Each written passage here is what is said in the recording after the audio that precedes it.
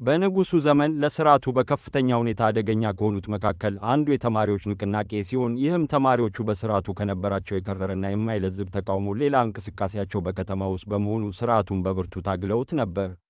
ከነዚህ የተማሪዎች ንቅናቄ አራማጆች ከሆኑት ተማሪዎች ውስጥ ስማቸው በጉልህ ከሚነሱት መካከል አንዱ ዋለልኝ መኮንን ነው።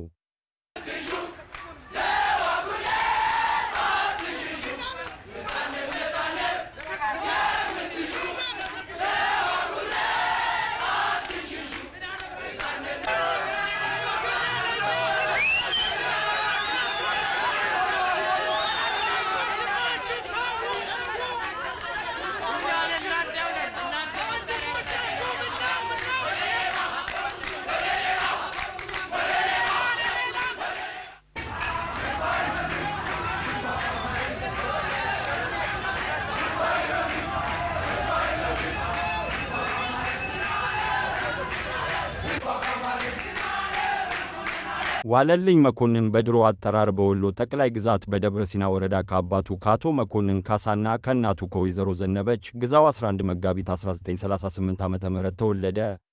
በ50ዎቹ ውስጥ አባቱ አቶ መኮንን ካሳ ወደ ደሴ ከተማ በመምጣት ኑሯቸውን ከመሰረቱ በኋላ በንግድ ሥራ ሕይወታቸውን መምራት ጀመሩ። ዋለልኝ መኮንን በዚሁ በደሴ ከተማ በሚገኘው የንጉሥ ሚካኤል አንደኛ ደረጃ ትምህርት ቤት ትምህርቱን ቀጠለ። በ6 ዓመቱ አካባቢ የመደበኛ ትምህርቱን ጨረሰ።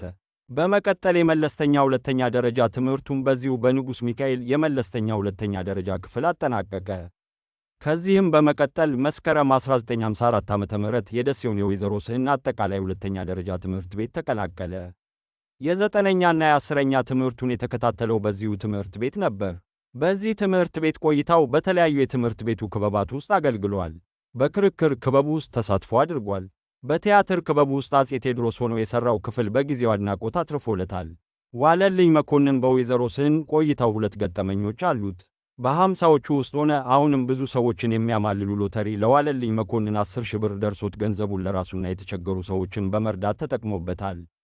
ሁለተኛው ገጠመኝ የአባቱን ላንድ ሮቨር መኪና አስነስቶ ሲያሽከረክር ዳውዶ ከሚባል አካባቢ ከባህር ዛፍ ግንድ ጋር ተጋጭቶ ከፍተኛ አደጋ ደርሶበት ሞትን አምልጧል። ዋለልኝ መኮንን ከልጅነቱ ጀምሮ ይሉኝታ የሚባለውን ጎታች ባህል ከላዩ ላይ አሽቀንጥሮ የጣለ ደፋር ወጣት ነበር። ዋለልኝ የ12ኛ ክፍል ትምህርቱን ያጠናቀቀው በ1958 ዓ.ም በቀዳማዊ ኃይለ ሥላሴ ዩኒቨርሲቲ ስር ይተዳደር በነበረው በልዑል በልደ ማርያም ቅድመ ዝግጅት ትምህርት ቤት ነበር። በዚህ ትምህርት ቤት ቆይታው በሥነ ጽሑፍ ዝግጅት የላቀ ሚና ተጫውቷል። የክርክር ክበብ ምክትልና ዋና ፕሬዚደንት በመሆን አገልግሏል። በ2 ዓመት ቆይታው የትምህርት ቤቱ የጋዜጣ ረዳት አዘጋጅ በመሆን አገልግሏል።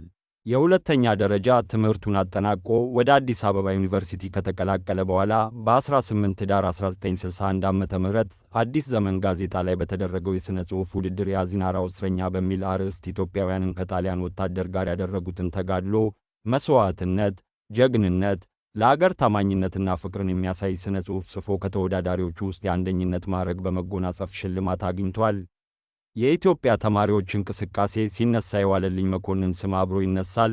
ዋለልኝ መኮንን ምኞቱ የከፍተኛ ደረጃ ትምህርት ቤት መምህር እንደነበር ቢገልጽም በቀዳማዊ ኃይለ ሥላሴ ዩኒቨርሲቲ ለ1 ዓመት ከቆየ በኋላ ከትምህርት ፋካልቲው ወደ አርትስ ፋካልቲ በመለወጥ የፖለቲካል ሳይንስ ተማሪ ሆነ።